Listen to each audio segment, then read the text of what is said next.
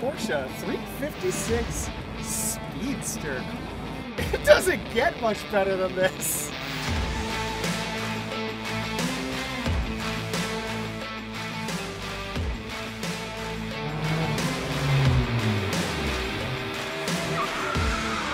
All right, this is the original. This is a 1956 Porsche 356 Speedster. So this is the A model. And we're talking about a whopping 60 horsepower in this baby. It's just a powerhouse. But this is what really made Porsche into Porsche. The 356 was Porsche's first road car. And they had a coupe, and they had a cabriolet, and they had the Speedster. And the Speedster was the cheap one. $29.95. And it's bare minimum everything. There's no power steering. I mean, there's barely heat in this thing. 60 horsepower and probably a few pound-feet of torque. There isn't a lot. But the funny thing is, people were buying these things to race in them because they're so light. They're so agile.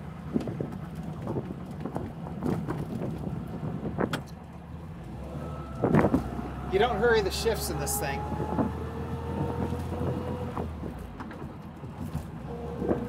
So this is an all-original Speedster. I mean, it's been redone, but this is as authentic and as real as you can get for a 356 Speedster. Everything is parts matching. I mean, everything. Even like the lids on the oil are date stamped from 1956. This car was produced in June of 1956. And this is how it would have come from Porsche, from the manufacturer. And it is unbelievably gorgeous. This car is so pretty. You don't need my word for it, just take a look. And the details are what about. It's the simple Porsche. It's the no frills, nothing extra Porsche. The basic, most basic entry-level Porsche they had back in the late 50s. This is my first time ever driving a Porsche 356 of any year, of any iteration. I'm so thankful to the owner for letting me do this. This car is beautiful. Oh, it feels so light and tossable. Like it's about a mile in between gears. Like, I kid you not. All right, so that's second, way down and back. A mile away to third. And it's so mechanical. Oh, you can feel everything gnashing together. You can feel everything working together. The pedals are all floor mounted, just like Volkswagens back in the day. There's nothing between you and this machine, nothing at all. It's all direct interaction. There's no nannies, there's no electronic whatever, but beyond that, there's no power steering, there's no power assist for the brakes. It's literally just everything mechanical and you. And oh, is it a freeing and wonderful feeling.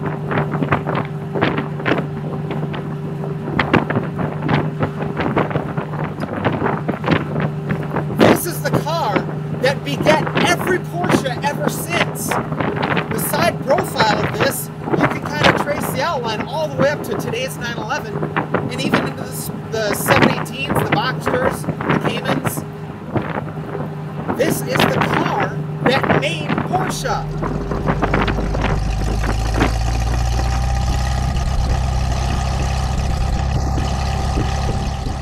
There's a lot of give in the steering before it actually bites.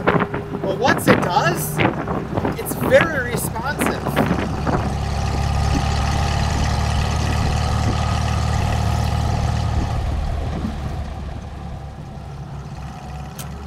Even on these skinny, tiny little tires, that the 356 has, I mean, they are narrow width.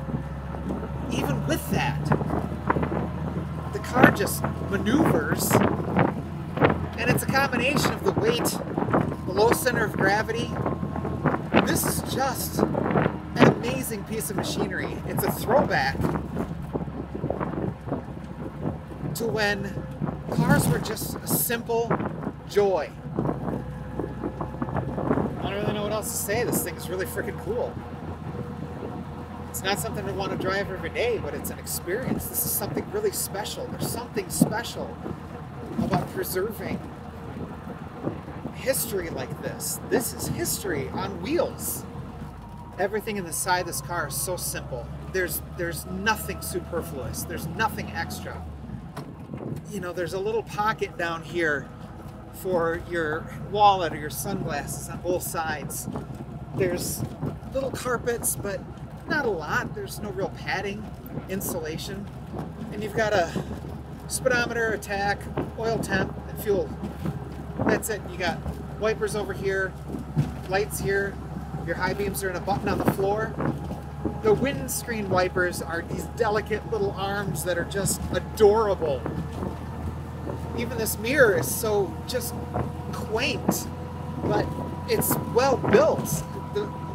The attention to detail in this car, it's a work of art. And the proof is in the pudding. Here we are, and a car built in 1956 is still considered an amazing piece of engineering and art. Just, this thing is awesome. It is awesome. It's easy to see how Porsche got to where they are today in this machine. Everything is so well executed. It just makes sense.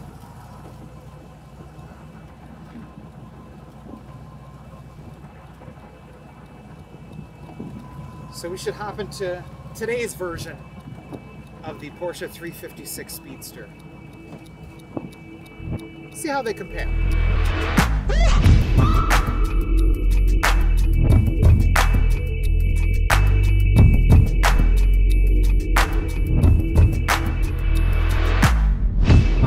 So this is something completely different. This is the 2021 Porsche 718 Spyder. A completely different car than the Speedster we were just in. About 1 billion times more horsepower, a whole lot more grip, and a whole lot more car.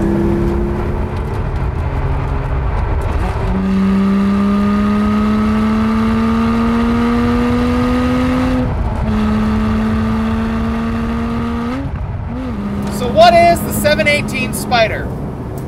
It's the topless GT4. Porsche says this car was inspired by some of their original Spyders, like the 550 Spyder. But, unlike Spyders of the past, the 718 Spyder shares all of its underpinnings with the GT4, including its 4-liter flat 6.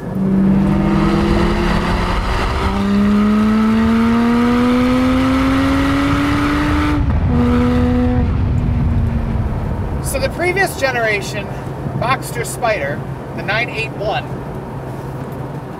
had a little bit different suspension and a little bit less power from its 3.8-liter flat 6 than the GT4 of the same generation. Porsche changed that this time around, so now you've got the actual GT suspension influenced by the GT3, shared with the GT4. So the 4-liter flat 6 in this car is good for 414 horsepower and about 310 pound-feet of torque. And it's fed through a 6-speed manual transmission, just the way God intended it. In fact, the engine is also where God intended it, right in the middle, right behind my elbow. This car is a real corner carver.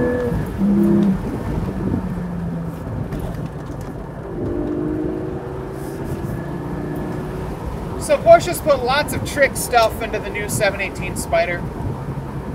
Things like cylinder deactivation, piezo fuel injectors that change the spark and really help with fuel economy. You can defeat cylinder deactivation by turning off the auto stop start right down here, which is great because if you've got this engine, you probably want to have all the cylinders firing all the time. Some people have complained that this engine just doesn't sound as good as the previous engine, the 3.8 liter. However,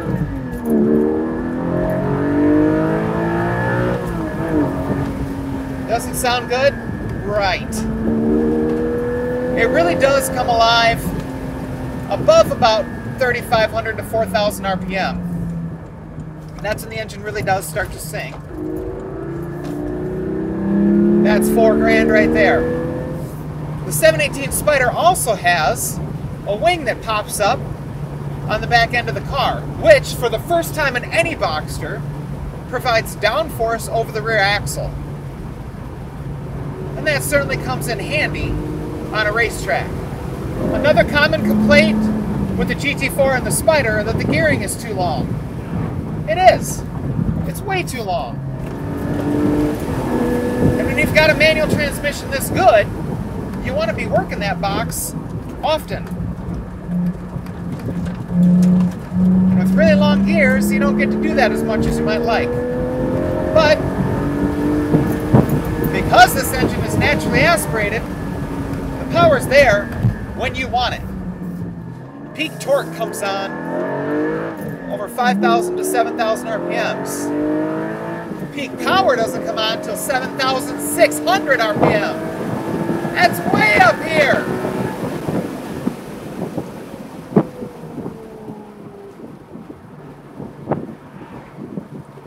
And of course the brakes are massive and they feel fantastic. Pedal feel is great. Steering is out of this world. This car is a razor-sharp tool to just obliterate racetracks. And you can do it with the top down. Is that top finicky? Of course it is. Porsche says you can put the top down in the 718 Spyder in 5 easy steps. 5 steps. Well, first, you hold a little button down here that just undoes a latch right here. Electronic latch right there. That's it. That's all it does. Then you hop out and you manually unbutton the buttresses on both sides. And then you got to open the whole big trunk piece, flip that thing up, flip the top down, push the back lid closed over the top, and then close the little side latches. 5 easy steps. Perfect. But that top has less insulation than other Boxsters, and it's also cut a little lower than other Boxsters to give you that Spyder look. Road feel, steering feel, brake feel, throttle response, all top-notch. This car is freaking phenomenal. So there's a 65-year difference between the car I just got out of and this car. And what's funny to me, what's really neat at the same time, is the joy and the excitement that you can get behind the wheel of either the 356 or this 718. Just the technology has come so far. Not just engines and suspensions, but even tire technology. Everything has come so far to make the performance envelope grow and grow and grow. But the end result is the same. These cars deliver joy. Absolute, unadulterated joy. You Sure, there are faster cars, but especially in the Spyder, to have this open driving experience, to listen to that engine sing, to just do that with the top down, the wind blowing. You're hard pressed to find something that will handle like this car, that will perform like this car. Yeah, you can defeat traction control. You can turn on the sport exhaust. You should always have that on. There shouldn't even be a button. It should just always be that way. You know, you can adjust the suspension. You can firm it up. And I'll do that right now on this rough road. Ow! Ow! Okay, I'll turn it back off. You turn off traction control. You can play around with some of that tech. Great! Gives you a little more control over the car, which we as drivers love. Absolute control over the car. And Porsche delivers with the 718 Spyder and the GT4. You can take 100% control over this car and your fate. And that's awesome. And this car is awesome. In a completely different way than the 356 Speedster, than the 356. It's just... But it's easy to see the heritage. It's easy to see where the performance came from, where the feeling came from. It's just, it's magical. And with that, I'm gonna shut up and drive.